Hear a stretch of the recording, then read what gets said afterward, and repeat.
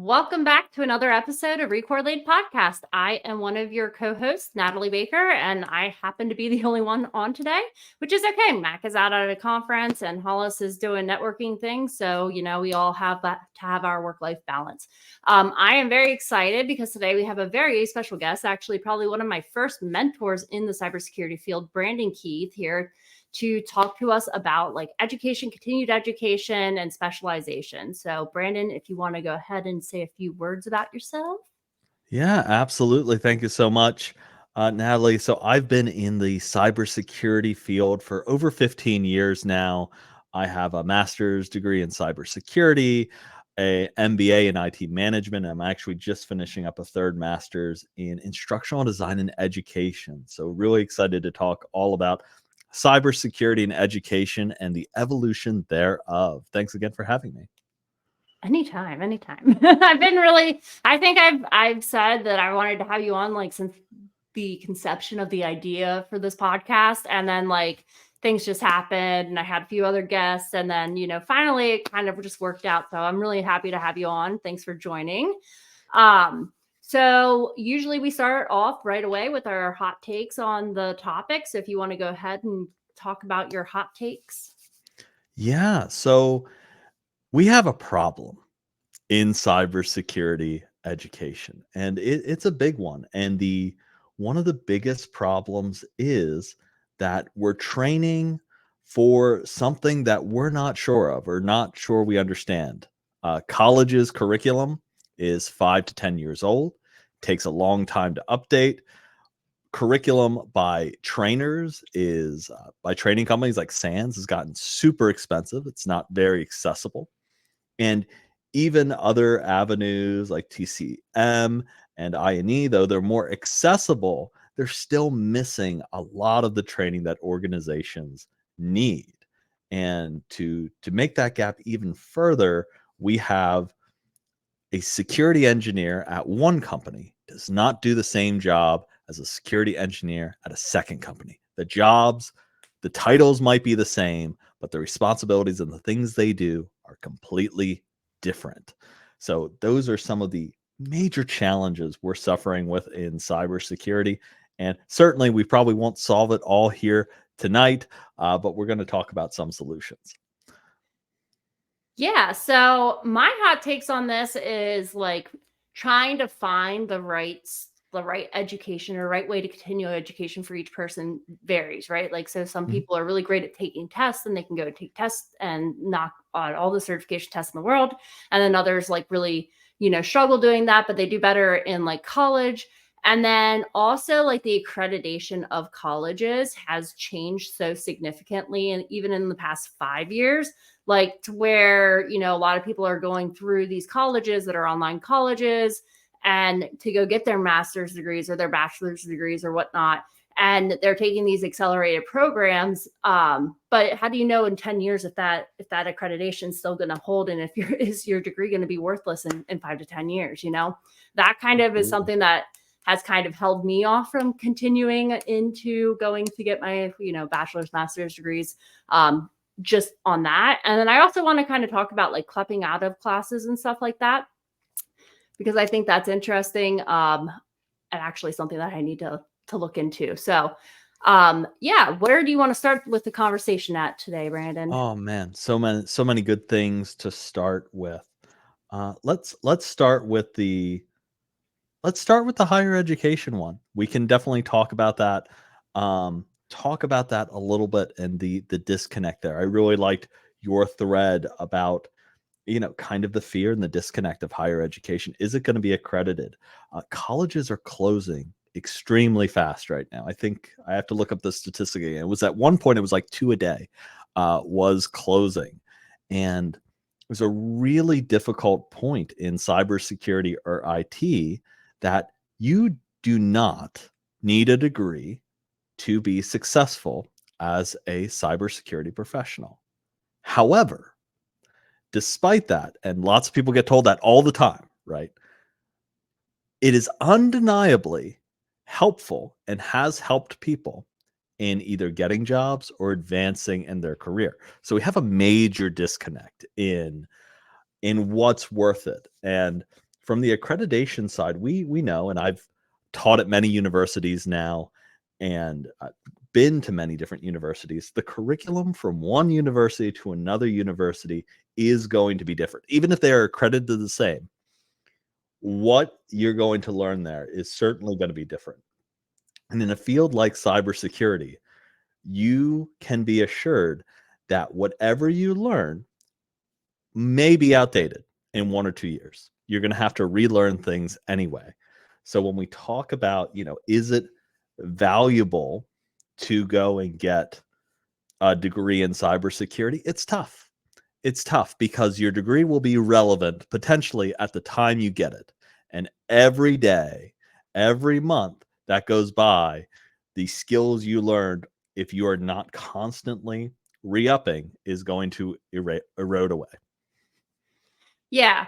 Yeah, and I think it's interesting as well that you're 100% correct. If you're not constantly trying to go and learn more and continually furthering your own education, you're just gonna be spinning with your wheels, because at a certain point your education is gonna be so outdated. And half the time nowadays, sometimes like your education's outdated as you're taking it. So you're just like trying to go find supplemental information because it's outdated. Like, I mean, especially with the on-prem to cloud, like for a while there, schools, I mean, my college did not teach cloud. Cloud was a thing back when I was in college, right?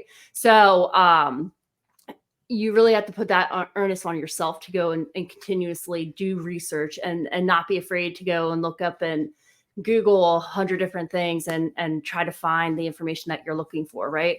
I think that's probably one of the most common things that you learn in college is how to research for yourself. Absolutely.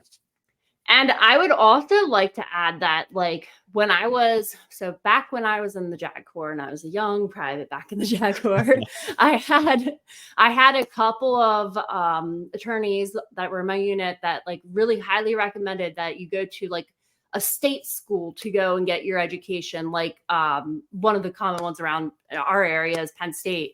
They were like, go to a school that has a reputation, has a name, and it's not going to go anywhere. And I think that is good advice for almost every other industry out there. But I've seen that in cyber, that's not really a thing. Like, I mean, it doesn't matter where you get your degree from. And it doesn't necessarily mean that just because you went to like Penn State University, that your education's any better than if you went to West Governors University, right? 100%. And we have a real issue in education, especially, and we'll talk about AI and quizzes and different things probably in half a minute. But how do you assess whether someone is competent in X skill set? And that's really what we're trying to grasp at, is how do we do that? And we've traditional tests like quizzing, we know that doesn't do it because there's a lot of different aspects that are required for cybersecurity professionals. If you're ever really bored and want to, sleep, you can go look at all of NICE, which is an industry, which is a part of NIST. They created NICE, which is a framework where they list all the different skills, call them the KSAs, that you need to be a cybersecurity professional. There are hundreds of them. They break down all the individual skills, hundreds of them across various disciplines. And that's a lot for one person to learn, or even one curriculum to cover. And your point about stuff being outdated, even as you're taking it, I honestly think that the fact that we have cybersecurity boot camps at all shows that colleges have failed. We shouldn't have them at all if colleges were successful. We shouldn't have what seems like dozens upon dozens of cybersecurity certifications if colleges were successful in what they were teaching. It's clear that we need a new approach.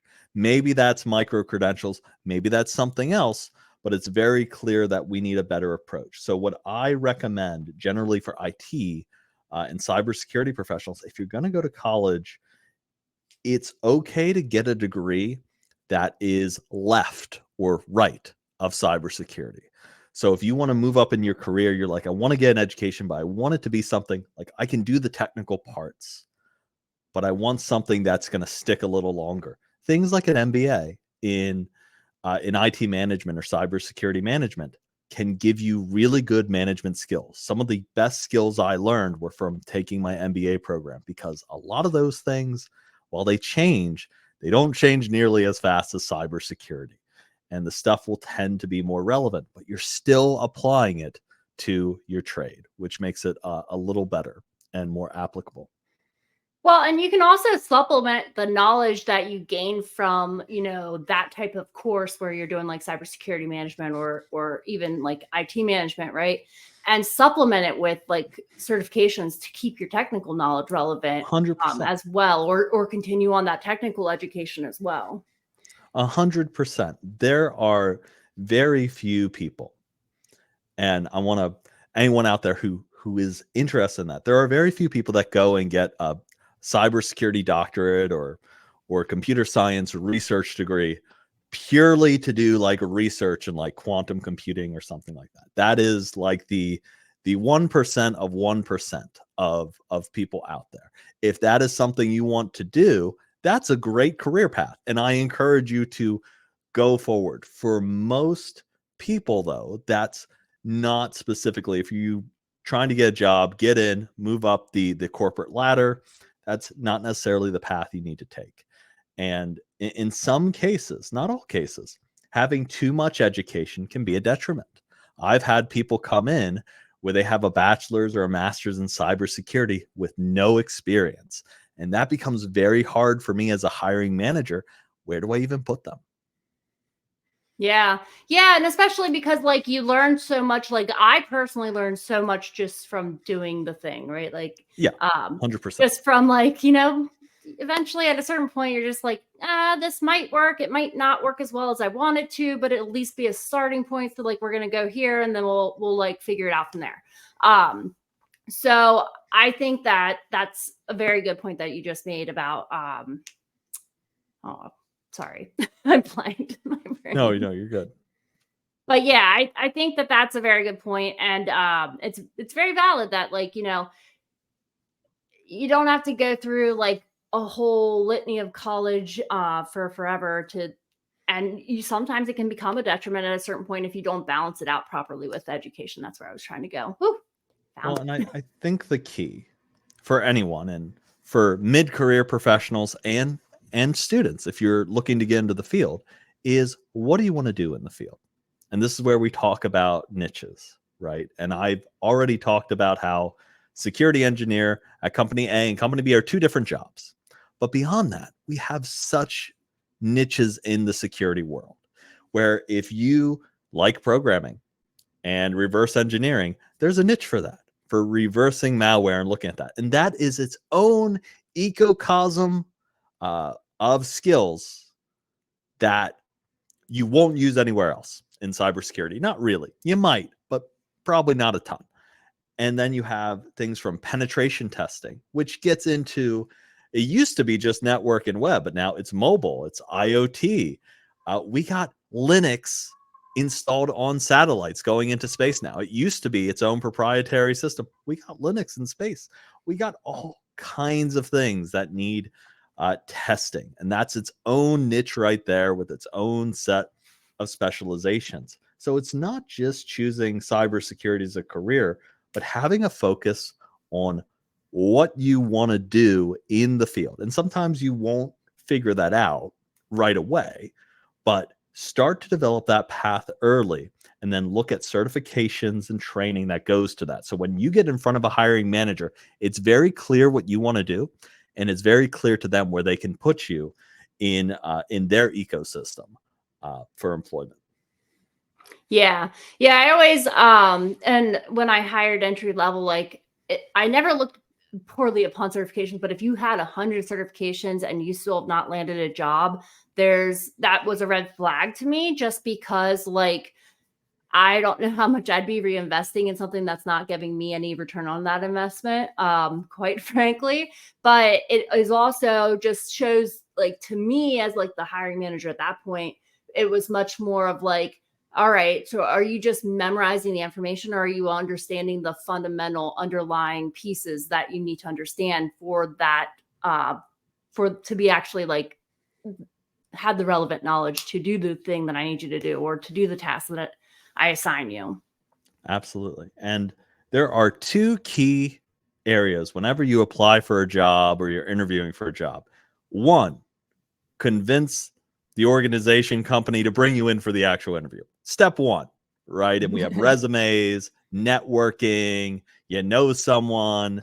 The HR manager is a friend of a friend of a friend who happens to be looking to this position. You know someone related, right? You get introduced. Lots of ways to do that other than just hitting easy apply on LinkedIn. Okay, that's not the only way to get a job.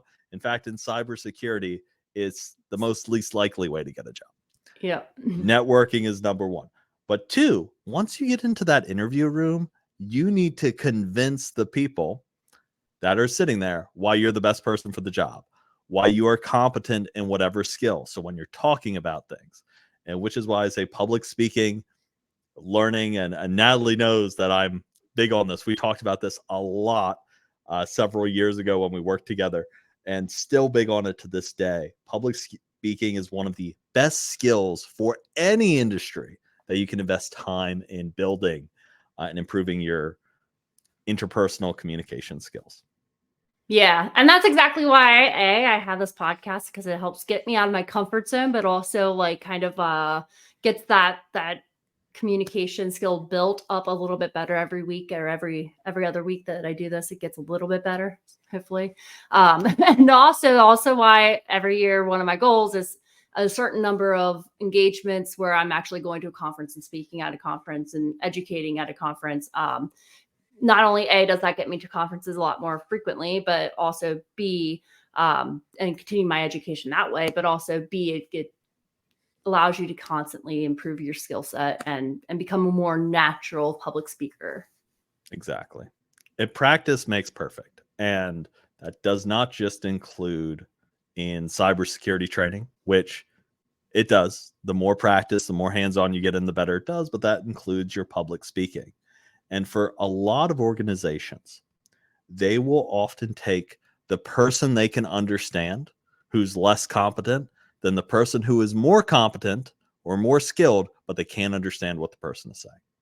Yeah, I've seen that. I've seen sometimes hiring managers like will get kind of like nervous if you have too much information, because then they're like, oh, well, I don't know, this person might be too high speed for even me, because I can't even understand what they're saying. And like, honestly, as a hiring manager, I used to hire people that were smarter than me to help me build out what I needed to build out. And that was probably one of my biggest strengths that I had as the hiring manager at that point, was that, I would lean into that and be like, okay, now I can learn from you. Go ahead and teach me something new that I didn't know before. Absolutely. You should always surround yourself with smart people, or people that are smarter than you. That's definitely something I live by. I think it's more just, it's not necessarily about how smart you are. It is how well you are communicating XYZ to Yep. someone else, because we love our acronyms in cybersecurity. We have so many of them, But no from executive will understand them. CMMC to NIST to Yeah. 853. Nobody outside this world knows what in the world we're talking about. Like I tell my wife, yeah, 853 today. We're talking about it quite a bit. What are you talking about? 850 what? It's, my family, it's like, yeah, we're talking about, changes to HIPAA that's coming up. And hip what? Yeah. What happened to your hip? What's going on? And that is jargon. We have to understand who our audience is. We work with business people who are not cybersecurity people. They may have an understanding of risk, but the technical details, they often don't care about. They just want, what's the problem and what's our solution to the problem. Yeah. That's it for most executive standpoint. And because Some pretty pictures on a security, report. exactly, pretty pictures on a report that show we are doing better or improving, because Yeah. they just want the risk to be mitigated, which I completely understand. They don't care about the nuance. They don't care how exotic this exploit was, or how you had to push this shell code to overflow the buffer, and what work when. It doesn't matter. They only care about, hey, within a certain level of predictability, are we protected against threats X, Y, and Z? Yeah. Yeah. And I think the more you get into specializing in the field, right? Like it becomes a little bit more difficult to kind of remind yourself, and you constantly have to remind yourself, like, okay, we have we have to kind of remember the audience that we're speaking to, because not everybody cares about all these like nuanced details and stuff like that. And like the more that you're specialized, the more that you can go into all the details about a particular subject, whether it's in say 153, whether it's, you know, CMMC certification, whatever it is, you go into more and more detail, and then like people are like, what? Like they get lost, and they just, like, you can always tell. And I trained a lot of entry level over like COVID timeframe, right? So like I could always tell when people's eyes would glaze over just from the sound in their voice, and I'd be like, I lost you, didn't I? Absolutely. And we often, and this is where education should be more helpful to us, right? Is where, how do we educate people, building analogies and different pathways for entry level people, but also in our security awareness training, which has gotten better. Most people are aware of what phishing is, but there's still key concepts that get missed. And I remember the one talk I was giving on Active Directory, and I was trying to figure out, how do I explain local admin accounts and how dangerous they are when you use the same local admin account everywhere. Yep. And I said, well, what can I compare that people understand? Well, most people have a home, or hopefully have a home, or they're familiar with the concept of a home. And And hopefully they have their own keys to those homes. their own keys to their home, right? So if I explain, wouldn't it be odd if everyone had a master key to the entire neighborhood? So only if Jake's house gets robbed, everyone's house gets broken into. And that's the same for every single home. Wouldn't that be odd? What if I told you your Active Directory network, that's how it's set up today? All of a sudden people are like, oh, that's a problem. It's like, yes, that is a problem. And now we're getting somewhere. Now we've abstracted away the technical details and informed our audience of the problem, or what we're saying is a problem that they don't understand. And that's where we need to get to in education, where we have a better understanding of what the problem is and how to teach it. Another area that I've seen with a lot of cybersecurity teachers is, when you spend too much time teaching it, you lose it. You Yeah, don't I've seen you that spend a too. couple years teaching, and all of a sudden, I remember when I went away for a couple years and taught and then came back in the industry, I'm like, what is this Docker thing everyone is talking about? Docker what? Are there shipyards or something? What's going on? And now it is essential to the industry. Almost Yeah. not every company, but a lot of companies are using Docker and that type of technology. And it's amazing how, and I tell most people are like, how long is it going to take me to, get up to speed? I said about 3 years. And they're like, why 3 years? And I said, because by the time you get to 3 years experience, everything will have changed again. So you'll have at least one cycle where everything's new. So we'll be on the same Yeah. level. Yeah, and actually I found that in college, some of my teachers that were like probably the best teachers, or the ones that were able to teach the topics a little bit better, were the ones that were part-time teachers at the school, because they were still in the industry. They still have one foot in the field, and they're 1 foot into teaching, but they're not like, they're kind of in between, so that they're still actually working in the field and constantly improving their skill set in the field. But on the same token, they're also teaching it and helping you learn what they're learning as they're learning it, right? Right. And this is such an important concept that SANS, which is one of the highest cost, and they're very good. Not saying anything bad about SANS. They're just expensive. You know who I'm talking to if someone from SANS sees this. Teachers can only teach there for 6 months out of a year.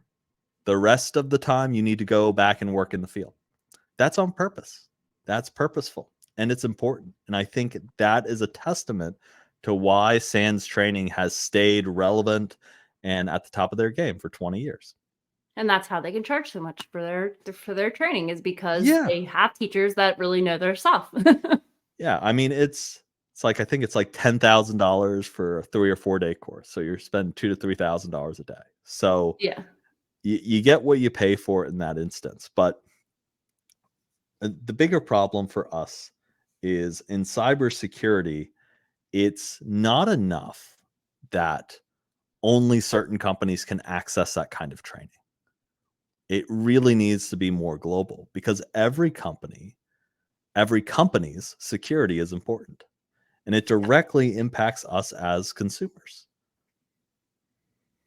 Yeah, I would agree. I think yeah, I would agree. It needs to be more accessible for companies, but there need to be more companies out there that make it accessible for their people in their organization, right? Like some Yeah. organizations do a really great job with like, an education budget that you have every year, and you get XYZ number of dollars every year, and each person gets allotted XYZ number of dollars. And that's actually something that, like, when I interview, not that I'm interviewing, but like when I was interviewing, right? It's good clarification right there. Please don't fire me. But like when I was interviewing, it was like, that was one of the main questions, was like, look, I invest in your company. I know I will invest in your company because that's just who I am as a person. So I need your company to be willing to invest back into me, because otherwise that's not going to work, and I'm going to be unhappy in 2 years. And luckily I got a really great company that, was like, oh yeah, we give a good budget, and, you can do what you want with your education budget, as long as it relates back to your job in some way, shape, or form. Yes, a stagnation is death in this field. A couple years and your skills are stale. Not that they can't be updated, but they are stale. And that is something that, for anyone thinking of going into this field, just be aware that you have to. And I'm not saying this like as, oh yeah, you have to keep learning, whether you like it or not. Like it's a requirement for this field. Yeah, I think that being a curious person lends really nicely to like having that constant, because like you can learn different ways. Like I don't necessarily enjoy going and certifying, because you've seen what I do with every certification test. There's like a 5-subject notebook that I take of notes, and then I'm like have a whole stack of like flashcards that I study from. So it's like, for me, it's a whole like feat to get through for each certification test that I take. So I tend to take very specific certification tests when I take certification tests, but you can still learn a lot just going out there and doing research on different things, being a curious person, asking questions that, maybe somebody else wouldn't have thought of. And then you learn something new because you went and you had to go research it and you had to Google it, and, just constantly learning that way. That's actually probably what I did in the past year for my continuous education, is just constantly like, because I was learning so much new things every day that I was like constantly just like trying to learn a little bit more and a little bit more, and like taking away at these pieces here, to where now I'm in a place where I'm like, okay, I got the fundamentals built up again for this specific role. And now I can kind of move into going and getting certifications and feel confident in those certifications. Yeah. And that's an excellent point, is you don't have to go, when we talk about continuous education, it doesn't have to be another degree or another certification. It can just be keeping up to date on the latest trends in the field. That is enough. That is, when new technology comes out, say, how are we utilizing this technology? What's new? I can only imagine someone who's been asleep for 6 years, if they woke up to the world we have right now, and they were maybe a cybersecurity professional 6 years ago, how dramatic a difference that would be. Yeah, that would be insane. Right. It's difficult to even imagine going back that far. Someone goes to sleep in 2018 and wakes up now and be like, what's been going on, people? Like, that's a lot. You missed a lot. Okay. The robots are getting ready to take over now. We have You AI. missed the boat. We got AI. We went through a global like so many things changed. Remote work was accepted. Now people are trying to ban it again. There's so much going on that you missed. And I think it's interesting how other fields have barely changed at all in 6 years. Yeah. Barely at all. Yeah, and really, like when we talk about like, instructors lose, like you go into teach full time and then you'll lose it after 2 years and you have to go back into the field to like regain knowledge and to like kind of like get yourself back up to status quo before you can even think about teaching any further unless you just don't care about your students. I mean, but but at the same time, like other fields, it's not like that because there are some people that have just been teaching for forever in their fields and it stayed the same this whole time. But cyber is one of those industries that it's just constantly changing. I mean, IT too. I mean, IT is the same way. It's constantly changing because technology is constantly evolving. Yeah. And I typically tell people IT changes constantly as well. And then cybersecurity kind of doubles it, it feels like. And you have to be okay with what was secure yesterday is not secure Not. tomorrow. We Yeah. could have a vulnerability tomorrow that makes TLS insecure for the entire internet. Absolutely could happen. And we would all be scrambling and all security protocols that we relied on would be broken. And I'm not kidding. That's happened before. We've literally had Poodle, we've had Heartbleed, we've had those kind of attacks. We've had Cracked, which broke Wi-Fi. We've had all of these things happen previously. So to say, well, Brandon, that's imagination. No, it's not. It's literally happened, and it happens every couple of years where we have something dramatic like that. It's become a cycle, and you have to be ready for that. Is we are secure up to this percentage of probability until it changes. Yeah. That's this field. Yeah, that's very true. That's just takes me back to the SOC days. Yeah, which is an interesting thing too, because many years ago, SOC was not as prevalent as it's become. It's become a major prevalence, and that it's become one of the major entry points into cybersecurity. And you deal with that all the time. And I'm sure that one of the interesting things I want to mention about the niches in cybersecurity is we're starting to find where healthcare IT, for example, is looking for cybersecurity people that have skills in that industry, who know how to work with specific medical devices. Pharmaceutical companies, they have their own devices. Space, literally, someone put a computer in someone's head the other day. We saw that. We had the first implant, but chip. This is radically changing the number of devices that have to test, and future cybersecurity professionals are going to be more and more specialized in their specific industries.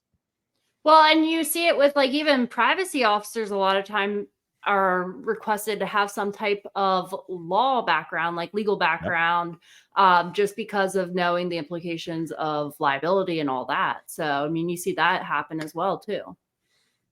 100%. And more industries are asking for that, especially if you've worked in IT and cybersecurity consulting in the last 3 to 5 years.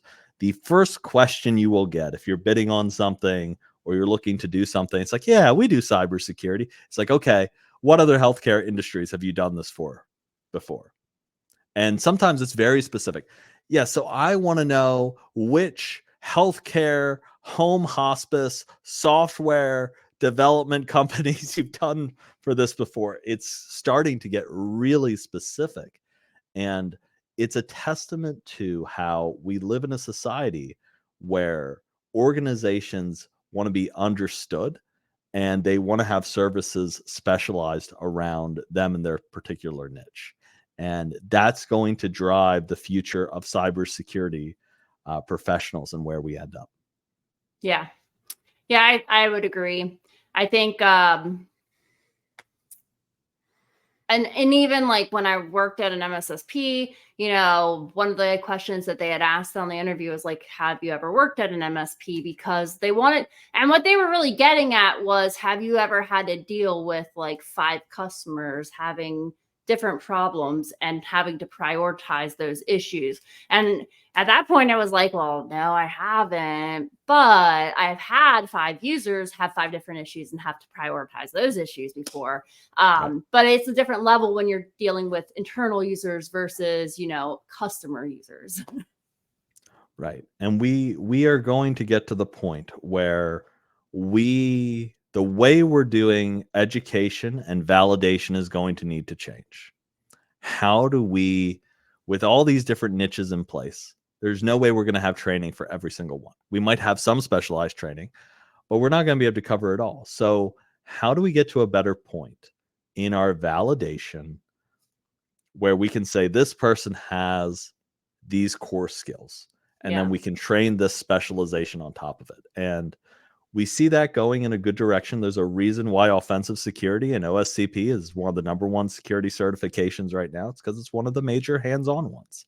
And I expect we're going to see a lot more hands-on certifications to show that someone can do the work as opposed to if they have the knowledge. Because having the knowledge, how to do the work is becoming less important, as being able to actually do it raises, well, that's always been valuable, but you get my point. Yeah, I used to hate when I would take Cisco exams and they would use my previous exams against me, and so they take out the practical portions of the exams. I would get so mad because I really did well in the practical portions, and that's how they use the test against you for your next test. Is they're like, oh, we're going to take out all the things that you did really, really great on the last time, or a majority of it, and then like you're like taking. I think I was taking my I was taking my CCNA security piece of it, and I had 0. Like, I was like, you don't want to know if I can configure this firewall? Like, give me a problem. Let me solve the problem for you to get my certification. Because that's what I would prefer, rather than just like telling you what the book said word for word. Exactly. If we are testing critical thinking, if we want to see how people problem solve, then we need to actually test people on those things. We don't just test people's rote memorization and assume, hey, so they got those right, so I'm sure given a situation, they'll somehow put that together. That's not good enough anymore. And honestly, it should have never been good enough in the first place. Yeah, and critical thinking is probably one of those skill sets that I think comes most like in handy the most, and it's one of those things that it's the hardest to teach, but it's something that like I've really like at my company, I've put a lot of work into like building that piece of it, because it's like one of the most crucial aspects of understanding that like there's nothing that's like necessarily right and wrong. It's just like, depending on the organization that we're working with, it might be done differently, and that might be more correct for this organization, whereas a different organization could have it completely configured differently, and that's more correct for that organization, and here's why. And kind of like but being able to think critically like that, and be able to think critically on your feet, is a whole different skill set that you have to build up, and you have to keep practicing it, right? 100%. And that is typically, we need to get to the point where a lot of our tests and validation, we're testing if people remember things, right? And a lot of times I will see this, and I hate every time I see this on, now that I've learned some instructional design, whenever I see courses that say, you're going to understand cybersecurity, or you're going to understand, what does that mean? How do That's I like being an measure expert in understanding? cybersecurity, right? Right. What does that mean? What does that mean to understand? And this is where we need to actually get to the specifics. It's, if what you're telling me is, I need this person to be able to execute and modify these types of things on a bash command line 4 out of 5 times with 80% accuracy. That's measurable. I can give a test that says, hey, fill in what is needed to run this bash command that's going to pull back the users and timestamps on this Linux machine. That's measurable. I can then say, hey, student, perform this. But I can't measure, do you understand Linux? Because what does that mean? Do you understand the kernel? Do you understand it's open source? Do you understand the history? Do you understand that Linus is very upset that he didn't make as much money as Bill? There's a lot of things in there.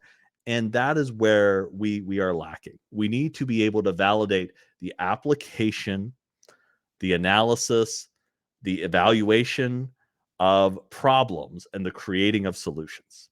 Because typically that's what we actually do in cybersecurity. We are giving a technical problem and we are solving it. And that is how we need to validate skills. We are starting to move in that direction.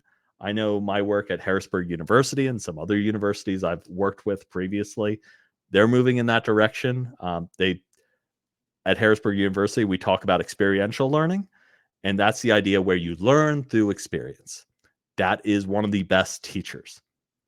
If you build up experience and you do it enough, it becomes muscle memory and it's easier to do. And that's what you're going to do on the job anyway. And honestly, that's probably why my associate's degree has like felt like it's been enough for so long, is just because like I went to a technical trade school, right? So like all you did was hands-on. Like, I mean, I remember building like hardware computers from scratch and like having to go out and spec out the computer that you wanted with all the parts that you wanted and ordering all that and getting a budget and making sure you stay within that budget and all that. And then actually like putting the parts together and piecing together the entire machine. And at the end of the day, you had a machine that was like operable. So like, that's why I think we'll start to see, I hope to start to see a few more like technical schools that have better requirements. Cause I don't think any current technical school that I have or trade school that I've like looked at recently, most of them have gone out of business. Or have had major lawsuits just because of one thing or another. So I'd like to see a technical school that actually puts their money where their mouth is, builds the right curriculum, and constantly is developing that curriculum to the next level, to where, people who are the hands-on learners that do need that. Because that is one of the other pieces that you'll learn from Gen Z, is they are very much, I need to see it. I want to do the thing. I don't understand what you're saying until you show it to me. I call them the show me generation.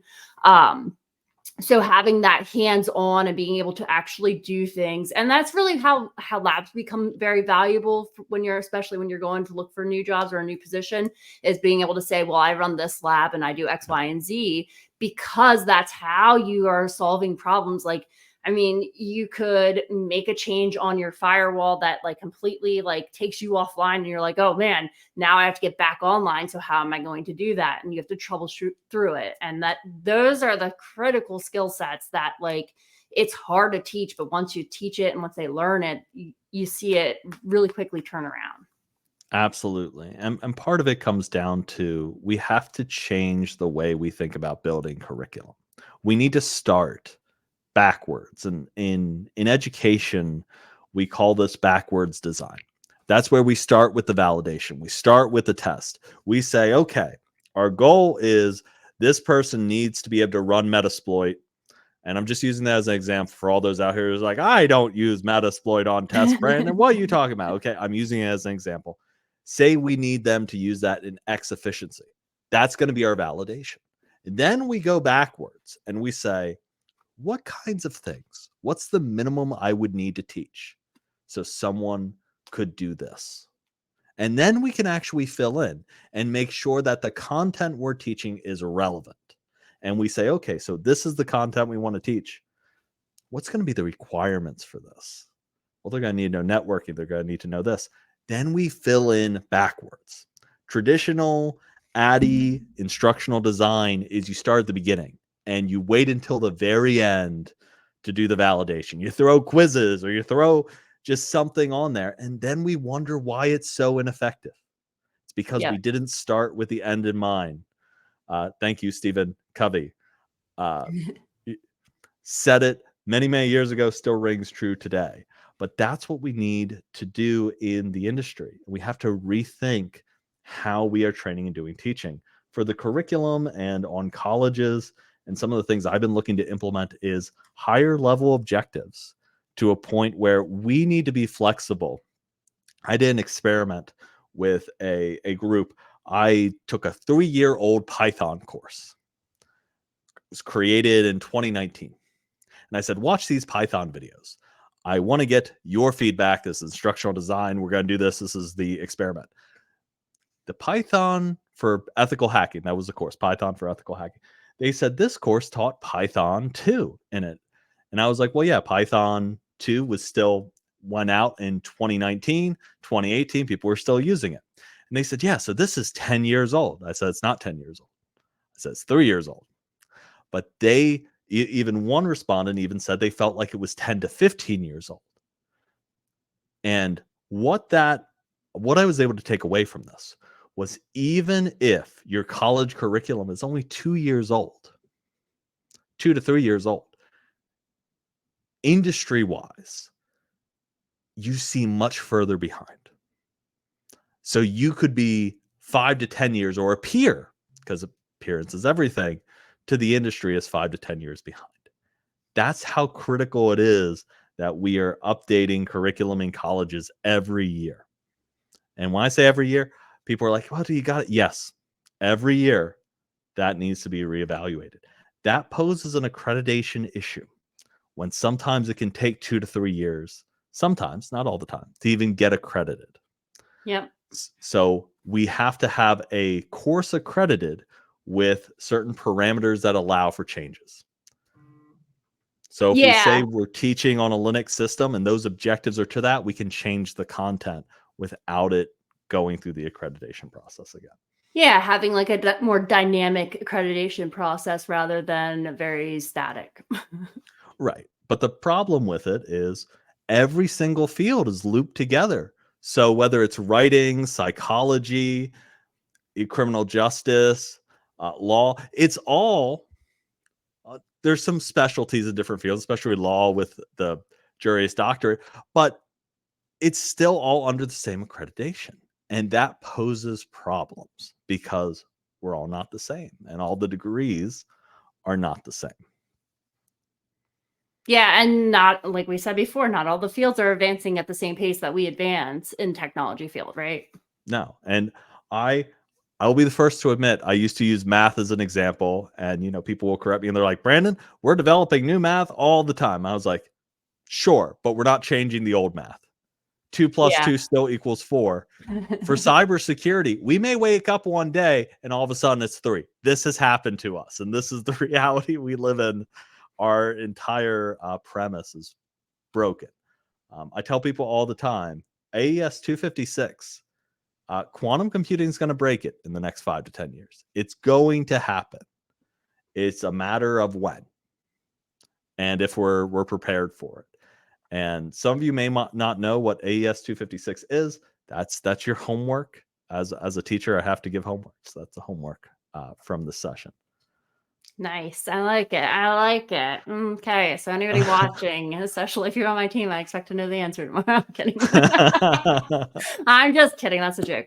All right. Well, it has been a great episode and we are coming up on time. So final thoughts. Go ahead, Brandon, go. So education needs to change. Technology changes at a rapid pace. The way we develop training needs to be more specialized. And at the same time, it needs to encompass greater flexibility to meet the changing needs of technology and the consumers that are utilizing it. At the same time, companies need to become more realistic in their roles and how their roles can align to training, and be willing to teach or train specialty areas for their industry. Yeah, so my final thoughts are going to very closely mimic it. I think there's a huge accreditation problem, especially when you're looking at it could take 2 years to get a single change pushed through the accreditation process. Like changing that really is going to be a game changer in the cybersecurity field. That way, by the time you're rolling out a course, it's not already 2 years behind, or you're not already a year behind on it. And having more of a dynamic accreditation process, especially for an industry like ours, where everything's constantly changing. And having more hands-on certifications would be really great. Like, I think that those are because you're not going to get the same questions that you would get from a normal ABCD multiple choice question.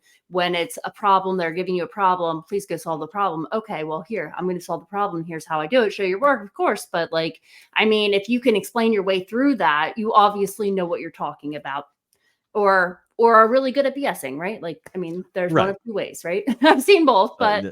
for the I most mean, part, it's a tough most people field know. to fake it till you make it. It's a tough field to fake it till you It make it. really is. The charlatans get called out pretty quickly. They well, sometimes. Well, sometimes they do, sometimes they don't. Yeah, I've seen it both ways.